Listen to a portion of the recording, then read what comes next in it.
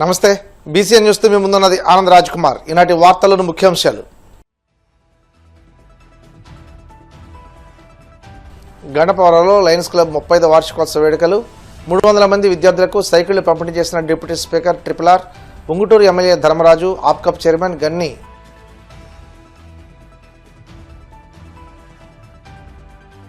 పదవి కోసం ఎంతకైనా తెగించే నైజం జగంది అంటూ మంత్రి అచ్చెన్నాయుడు ఫైర్. నాడు బొత్స చెప్పిందే నిజమని నమ్మాల్సి వస్తుందని వ్యాఖ్య.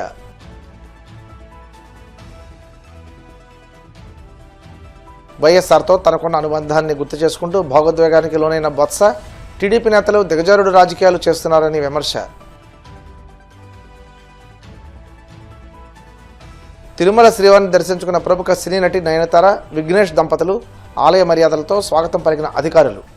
లయన్స్ క్లబ్ సేవా కార్యక్రమాలు మరింత విస్తరించాలని డిప్యూటీ స్పీకర్ కనుమూరి రఘురామకృష్ణరాజు అన్నారు. ఏలూరు జిల్లా గణపవరం లయన్స్ క్లబ్ వార్షికోత్సవం సందర్భంగా గురువారం పలు సేవా కార్యక్రమాలు నిర్వహించారు. తొలుత విద్యార్థులకు 300 సైకిళ్లు ఎమ్మెల్యే పచ్చమట ధర్మరాజు, ఆప్కప్ చైర్మన్ గన్ని వీరాంజనేయులతో కలిసి అందజేశారు. ఈ సందర్భంగా ఎమ్మెల్యే ధర్మరాజు, ఆప్కప్ చైర్మన్ గన్ని మాట్లాడుతూ లయన్స్ క్లబ్ సేవలు అన్ని వర్గాల ప్రజలకు ఎంతగానో ప్రయోజనం అన్నారు. ఈ కార్యక్రమంలో lions district governor Paparao, Eevuri Satyanarayana, Vellanki Naresh Kumar, Kilari Ravibabu, KSN Murthy, జిల్లా లయన్స్ క్లబ్ నాయకులు, డైరెక్టర్లు పాల్గొన్నారు.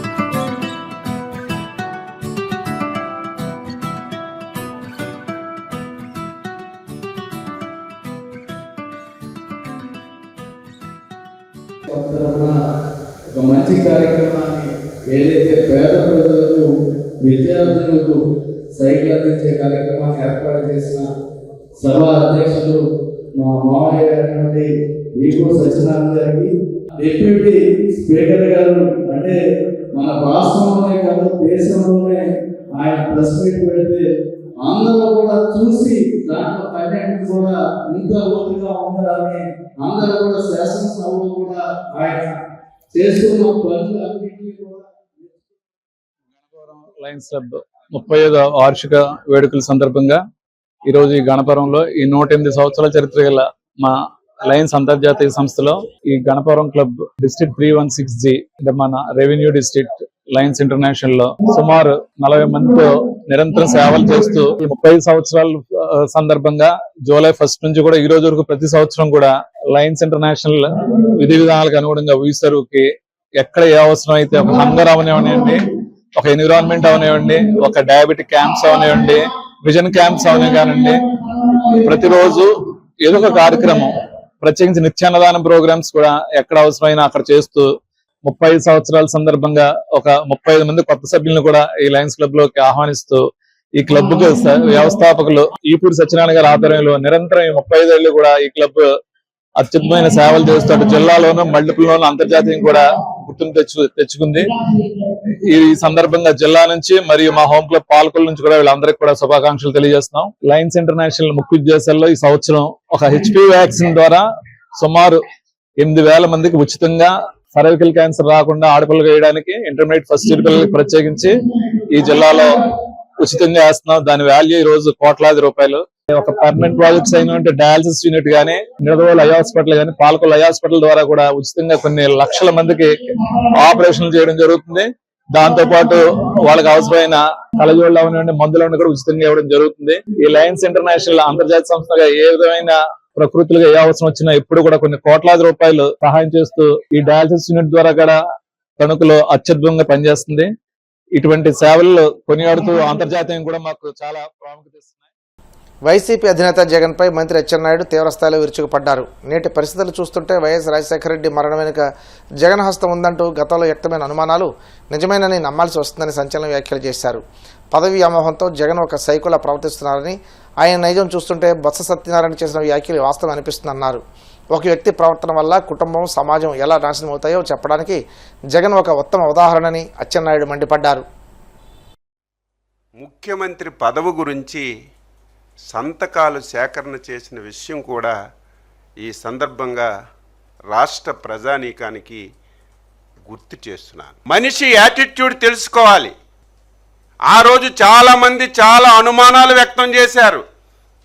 జగన్మోహన్ రెడ్డి ఆ రోజు రిలయన్స్ వాళ్ళు చేశారని చెప్పి రిలయన్స్ ఏజెన్సీల మీద దాడి చేయించాడు. మళ్ళీ అదే రిలయన్స్ వాళ్ళతో మంచి చేసుకున్న వాళ్ళకి రాజ్యసభ స్థానాలు ఇచ్చాడు. అదే సమయంలో చాలామంది సీనియర్ నాయకులు చాలా రకాలుగా మాట్లాడారు.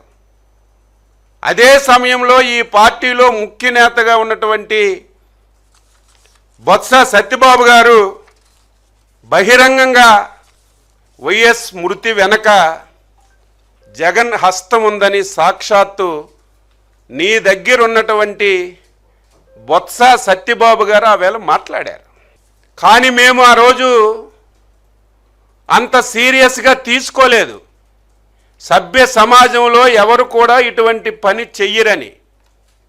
కానీ తరువాత పరిణామాలన్నీ కూడా చూస్తుంటే ఒక సైకోకి పదవి వ్యామోహం వస్తే పదవి గురించి ఏదైనా చేస్తాడు. తండ్రినైనా వదలడు, బాబాయినైనా వదలడు, తల్లినైనా వదలడు, చెల్లినైనా వదలడు, ఈవెన్ పార్టీ వాళ్ళనైనా సరే వదలడని తరువాత జరిగినటువంటి పరిణామాలన్నీ కూడా మనం చూస్తున్న విషయం కూడా ఈ సందర్భంగా తెలియజేస్తున్నాను. తండ్రి మరణాన్ని సింపతిగా మలుసుకొని ఏ విధంగా ప్రవర్తించాడో ఒకటి, తండ్రి మరణం నిర్ధారణ కాకముందే సంతకాలు పెట్టి ముఖ్యమంత్రి పదవి గురించి ఏ విధంగా ప్రయత్నం చేశాడో మనందరికీ తెలిసిన విషయం. తరువాత తెలుగుదేశం పార్టీ 2014లో గెలవటం, జగన్మోహన్ రెడ్డి తండ్రి సావుని సింపతిగా ఎంపిక చేసుకొని రాష్ట్రం అంతా తిరిగి సింపతి పొంది ఒక్క అవకాశం అని చెప్పి ఎలక్షన్లో వెళ్ళినా ఏ ఒక్కరూ ఆ మగ్దికి నమ్మలేదు, అధికారాన్ని ఇవ్వడానికి ఇష్టపడలేదు. ఏ సర్వేలు చూసినా 2014, 19 మళ్ళీ చంద్రబాబు నాయుడే ముఖ్యమంత్రి అవుతారు, ఎక్కడ ప్రజల్లో కూడా వ్యతిరేకత లేదు.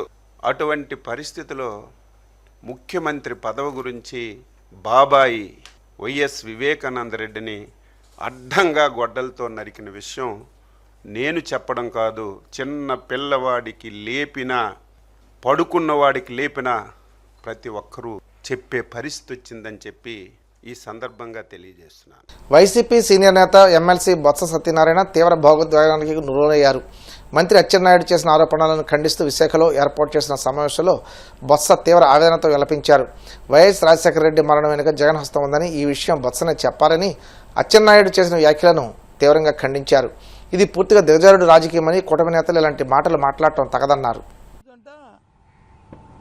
జగన్మోహన్ రెడ్డి గారు ఎక్కడికో విదేశాల్లోకి వెళ్ళారా, పై రాష్ట్రాల్లో ఉన్నారా, ఏం మాట్లాడుతాం? చనిపోయిన రోజునాడే నేనే ప్రత్యక్ష సాక్షిని పావురాలు కూడా వెళ్ళాను.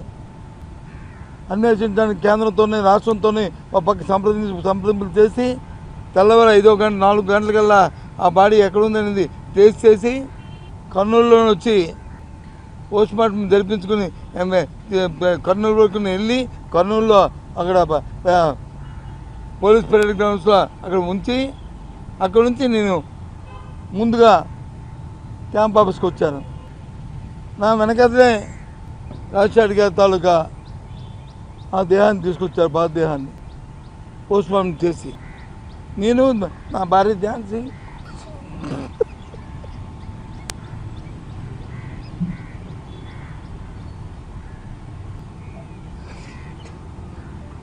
ఇట్లే రాజకీయాల కోసం దిగుతాడు, రాజకీయాలు చేయట్లే, రాజకీయాల కోసం ఉన్న మాటలు మాట్లాడి లేని మాటలు తెచ్చుకోవట్లే. ఈ రాష్ట్ర చరిత్రలో ఎన్నో విషయాలు ఉన్నాయి ఈ గుండెల్లో. మీ సంగతులు కానీ, మీ పార్టీ సంగతులు కానీ, మీ నాయకుల సంగతులు కానీ అలాగే ఉన్నాయి.